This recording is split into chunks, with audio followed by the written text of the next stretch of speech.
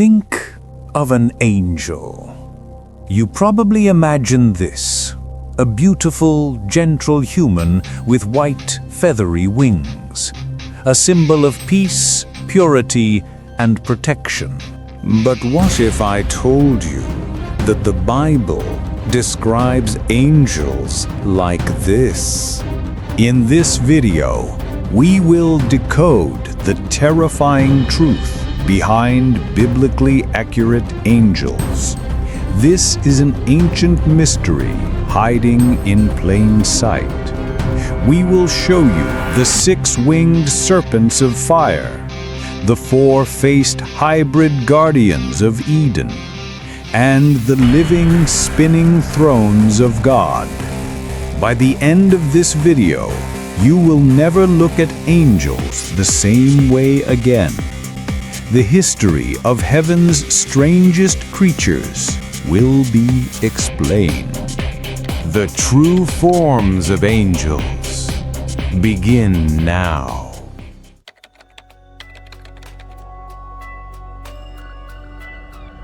The terrifying beings we glimpsed are not random monsters. They are part of a vast, complex cosmic order known as the Angelic Hierarchy. This system, most famously categorized by the 5th century Christian theologian Pseudo-Dionysius the Areopagite, organizes all of heaven's denizens into 9 choirs or ranks, which are then grouped into 3 spheres. The farther a being is from humanity, the stranger and more powerful its form. To understand the true terror, we must ascend this ladder, starting from the bottom rung, the 3rd sphere. These are the angels who interact most directly with the physical world and with humanity. The lowest rank are the angels themselves. Their name simply means messenger. These are the beings sent to deliver divine proclamations, to guide mortals, and to act as personal guardians. This is the rank from which our modern, human-like image of angels is primarily derived. They are the foot soldiers of heaven, the direct line of communication between the divine and the mortal. Above them are the archangels. While the Bible only names a few, like Michael and Gabriel, tradition holds that these are the chief messengers, the generals of the angelic armies. Michael, whose name means "who is like God," is the great warrior, the commander who cast Lucifer from heaven. Gabriel, the strength of God, is the supreme messenger, the one entrusted with announcing the births of John the Baptist and Jesus Christ. They are powerful beyond human comprehension, yet their form, as described in Scripture, is often still humanoid, a form that humans can perceive without going mad. The highest rank in this first sphere are the principalities. These are not messengers to individuals, but divine governors of nations and cities. In texts like the Book of Daniel, they are depicted as celestial princes engaged in a vast, unseen spiritual war, each fighting for the dominion of their assigned kingdom on earth. They are the managers of the mortal world, the bridge between the grand cosmic order and the chaotic affairs of humanity. Even at this lowest sphere, we see angels are far more than gentle guardians. They are warriors and cosmic politicians in a divine hierarchy.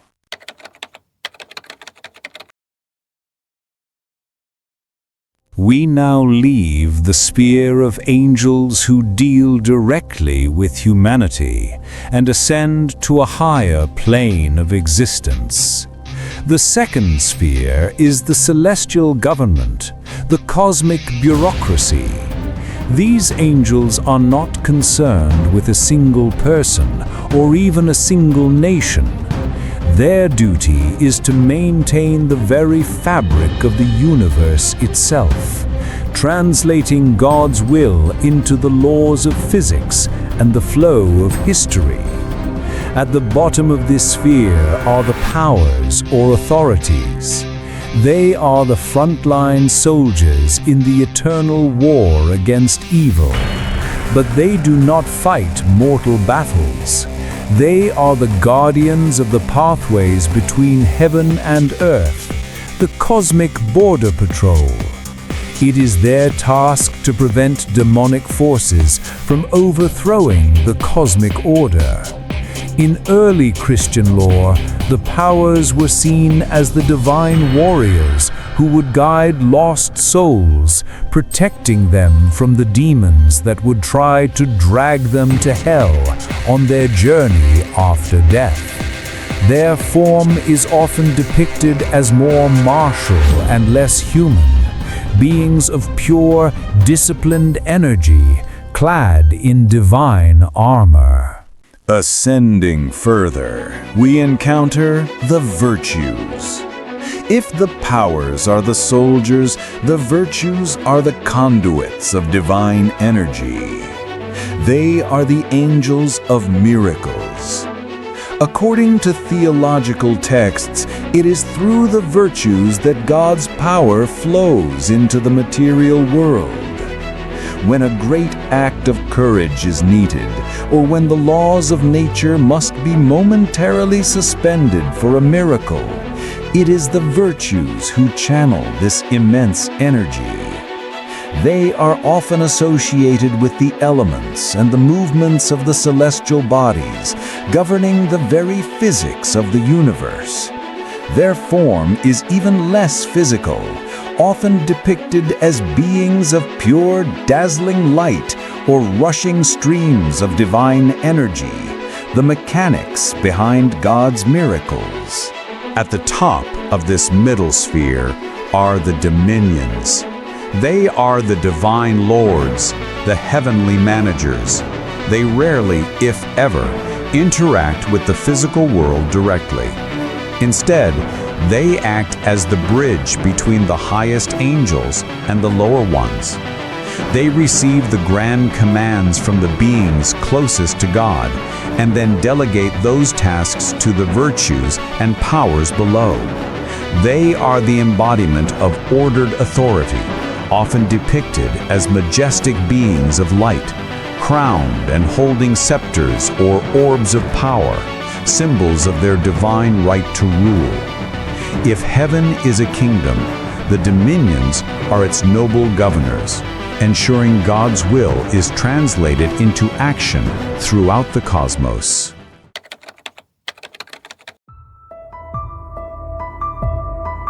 We have ascended past the messengers and the governors.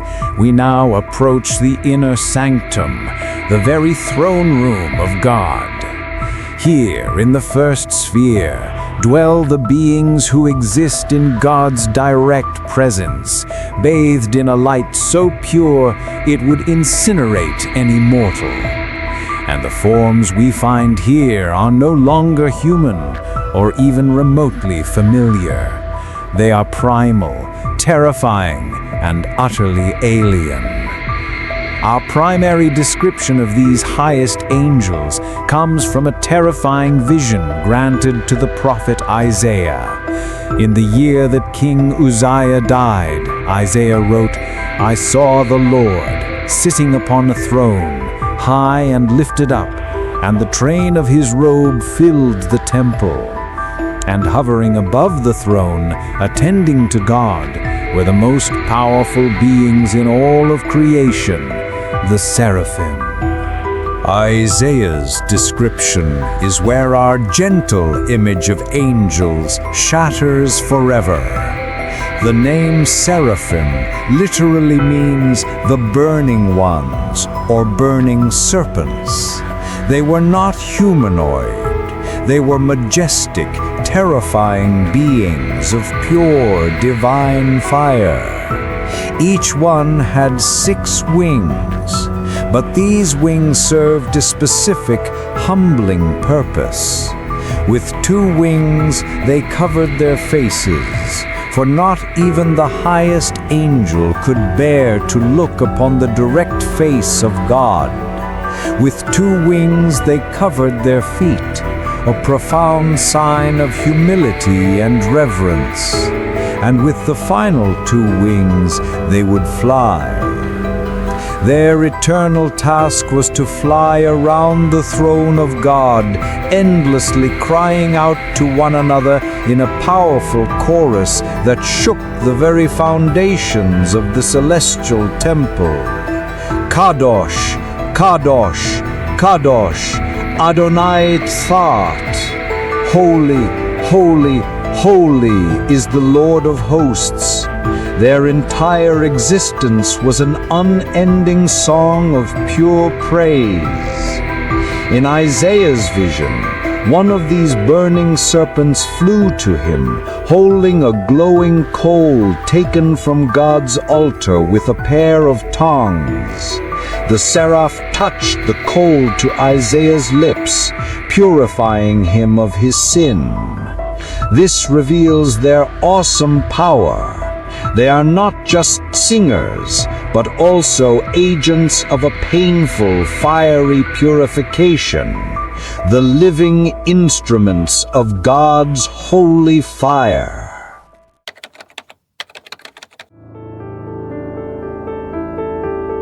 If the Seraphim are the singers of God's glory, the Cherubim are his direct guardians.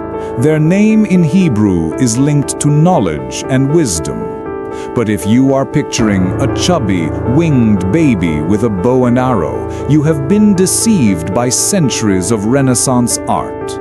The Puto, or Cupid-like figure, has nothing to do with the terrifying beings described in the Bible. To find the true form of the cherubim, we must turn to another profound vision, this time from the prophet Ezekiel. Ezekiel describes 4 living creatures of immense and terrifying appearance. Each one had 4 faces, facing in 4 different directions simultaneously. The face of a man, the face of a lion, the face of an ox, and the face of an eagle.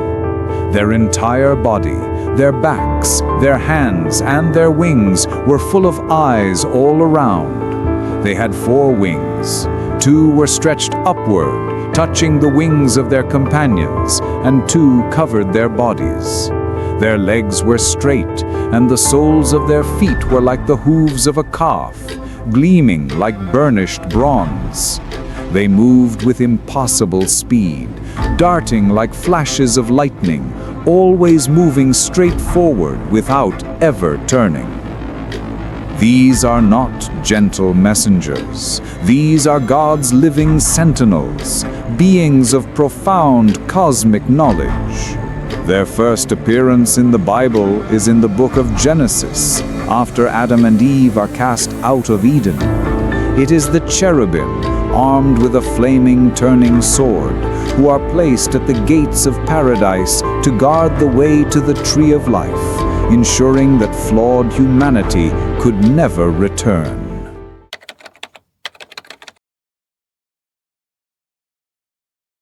We now arrive at the pinnacle of celestial strangeness, the final choir of the first sphere. They are mentioned alongside the cherubim in the vision of Ezekiel, but their form is perhaps the most difficult for the human mind to comprehend. They are the Ophanim, a Hebrew word meaning the wheels.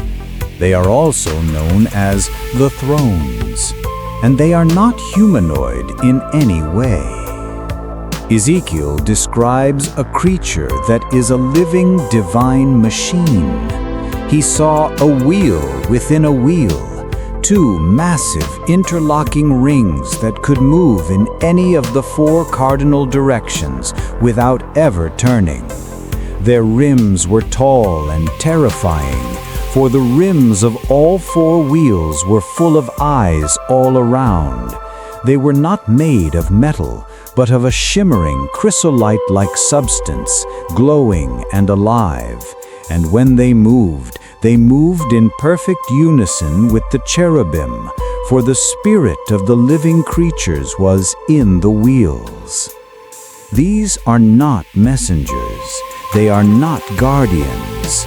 The Ophanim are the very throne of God, His living, mobile chariot. They are the physical manifestation of God's glory and His divine unstoppable movement through the cosmos. To see them is to see the very vehicle of the Almighty, a being so alien and so complex, it defies all our earthly understanding of what a living creature should be.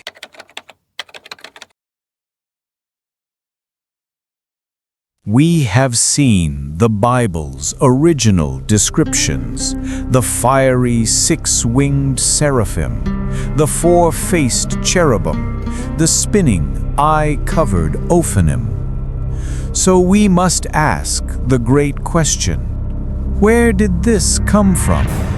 This familiar, gentle, beautiful image of a human with wings. How did we get from cosmic terror to gentle tenderness?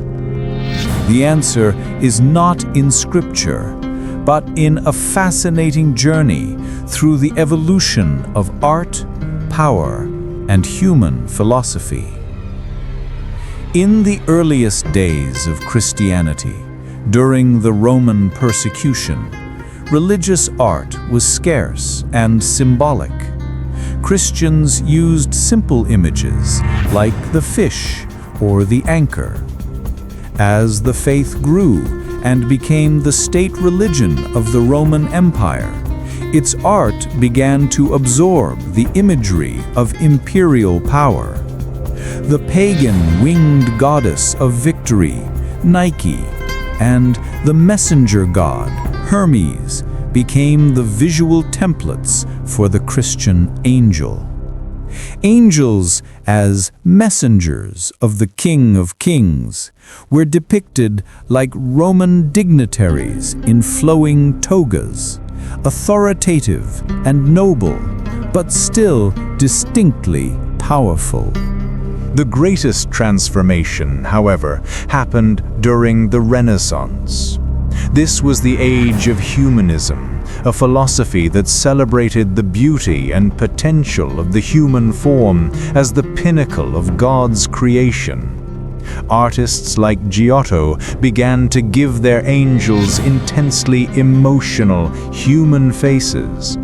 Then masters like Leonardo da Vinci and Raphael perfected the idealized human form, and they painted their angels in this image, believing that depicting divine perfection required painting the most perfect humans imaginable. The terrifying, alien aspects of the original descriptions were seen as monstrous, not divine. It was also during this time that the cherub was born from a great misunderstanding. Artists, inspired by Greco-Roman depictions of Cupid-like figures called putti, began incorporating these chubby winged infants into religious paintings for decoration. Over time, the name of the powerful four-faced cherubim became confused with these decorative putti, forever changing our cultural image of the cherubim into that of a harmless flying baby.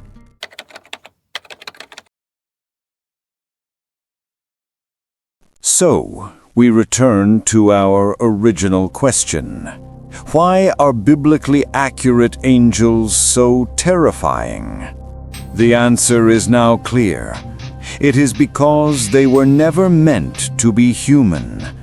They were not designed for our comfort or to be our gentle companions.